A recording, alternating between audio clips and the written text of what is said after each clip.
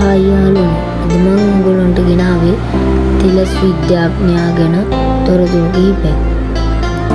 තාරකා විද්‍යාවන් පිළිබඳව සොයන විට අපට හමු වන පැරණිතම තාරකා විද්‍යාඥයා ලෙස හැඳින්වෙන්නේ තේලස් නැමැත්තායි.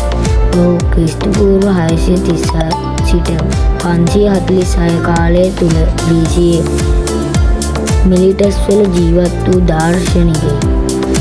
විශ්වය දෙස යාන්තමින් හෝ විද්‍යාත්මකව බැලූ පළමු තැනැත්තා ලෙස නමක් දිනා සිටි බව සඳහන් වේ.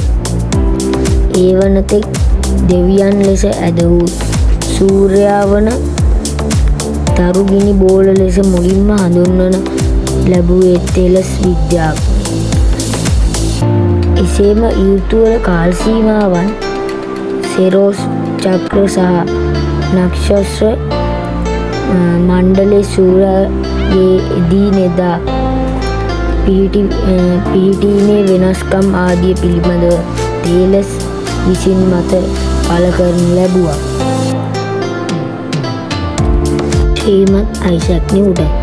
ශ්‍රීමත් අයිසැක් නිව්ටන් උපත ලැබුවේ 1642 දෙසැම්බර් 25 වන දින වන අතර ඔහු මෙතක් ජීවත් වූ ශ්‍රේෂ්ඨ සහ බලගතු ගණිතඥයා මෙන්ම විද්‍යාඥයා ලෙසද සැලකේ.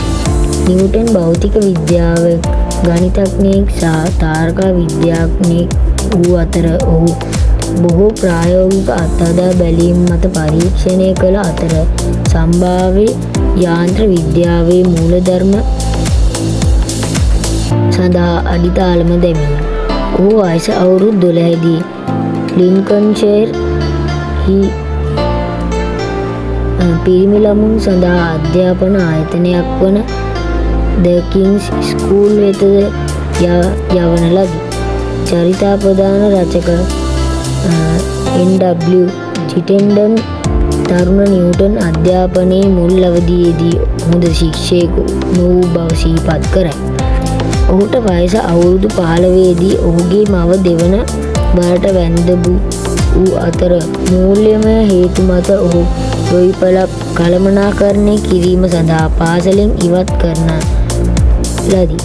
ඔහු එම කාර්යයට අකමැති වූ අතර බොහෝ විට ඔහු එම රාජකාරියේ කටයුතු නොසලකා හැරියේ ඒ වෙනුවට ඔහු කළේ ග්‍රන්ථත්හි වෙත ගොස් ඔහුගේ අධ්‍යයන කටයුතු කිරීමයි. ඔහු අධ්‍යයනයේදී දැක් වූ දැඩි උනන්දුව සහ අධිෂ්ඨානය නිසා ඔහුගේ මව නැවතත් ඔහුව පාසල් යැවීමට තීරණය කළාය.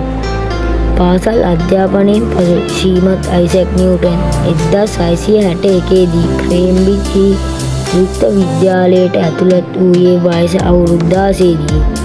ඔහු මහාචාර්යවරුන්ගෙන් කරුණු අසා දැනගන්නවට වඩා තමා විසින්ම පරීක්ෂණ කිරීමට උනන්දු විය. ගණිතයට ඔහුගේ දායකත්වය ඇතුළත් වන්නේ සාමාන්‍ය දීපද ප්‍රමේය සොයා ගැනීම වන අතර එය පහසුව කලනය යන ගණිත ඥානය දක්වා වර්ධනය විය. එය සමස්ත ගණිතය විෂය පටය සහ විද්‍යාවේ නව පරිච්ඡේදයක් ඇති කරන ලද්දකි. ඔහු ග්‍රහලෝක චලිතය, තාරකා විද්‍යාව සහ ගුරුත්වාකර්ෂණයද පිළිබඳ සිද්ධාන්ත සඳහා විවිධ න්‍යායකාර කරුණු ඉදිරිපත් කළේය. ස්තුතියි.